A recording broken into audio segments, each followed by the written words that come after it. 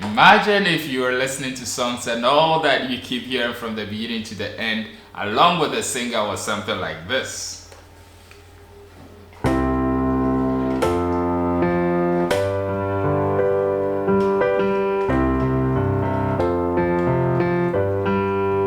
As compared to something like this.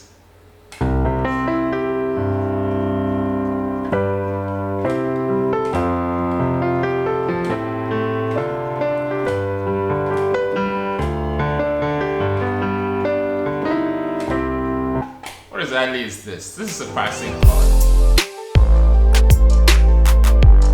I've heard a lot of amazing music with great lyrics. I mean, the people over at Elevation, the people at Bethel, you can almost certainly be sure that Hillsong is part of this.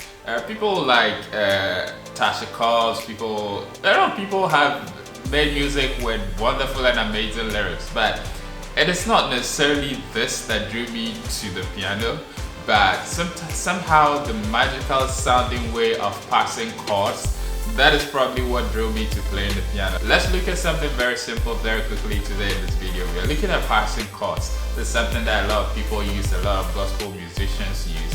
It's amazing, it's great if you can master the use of passing chords. So let's look quickly at what passing chords are for today.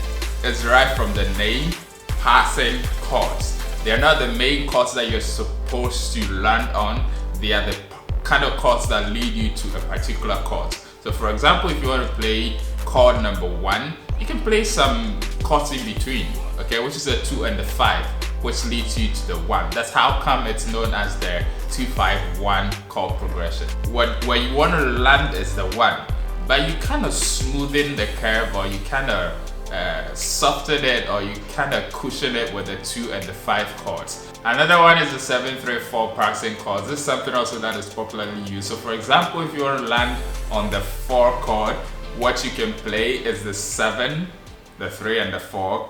So for example,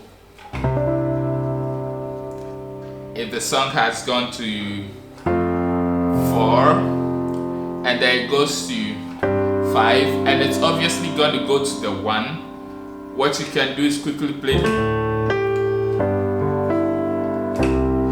just play the 2 and the 5 quickly before you end up on the 1. That is just simply what a passing chord really is. Basically, if you're playing straight chords, it's just 5 and then 1. If I change the key to, say, the key of F, this previous one was the key of C. If I change it to the key of F, it's just simply 2, 5, and then 1. In simple terms, this can be applied in 2 ways. First of all, the main key that you're playing in. So for example, if I'm playing the key of C, which is this, the key of C is my 1 chord. So at any point in time, this becomes the 2, 5, and then the 1. As simple as that. But also the other way to apply this is to know also that any other key that you want to punch also is a major key on its own, and therefore you can rethink that particular key in terms of its 2-5-1. Okay, so every key, because it's also a major key of itself, has its 2-5-1. So for example, although we are playing the major C, okay, now F, which is our 4, also has its 2-5-1 if we think about it as the key of F. So that will be 2 and then 5 and 1. Okay, so for example, we are playing the song in the key of C. Okay, and then we need to get to this.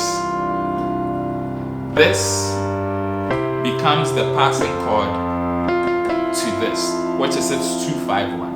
If we want to get to this particular key is still in this key of C, which is the 5 in the key of C. This particular key also has its 2-5-1. So if we look at this as the major key, 1, 2, 3, 4, 5, 6, 7, 8. It has its major key, so it becomes 2, 5, and then 1. Okay, so for example, we are playing. Then we want to get here, we go the 2, 5, 1 for it. Now we want to get here. Again, we can look at the 2, 5, 1 for it. It's just as simple as that. The 2-5-1 chord progression first of all applies to the major key you're playing in, and also every key or every particular chord you want to play, you can rethink that particular chord in terms of looking at it as a major key and playing the 2-5-1 chord progression for it. Actually, this can be applied also either playing the 2-5-1 in terms of its major or playing it in terms of its minor, but this is just an introductory lesson. You can practice a lot on this, and then hopefully it should be something that gets easier as you go along. Try and do this in almost every key so that you become more conversant with it. Thank you for watching this one. I'll see you in the next one.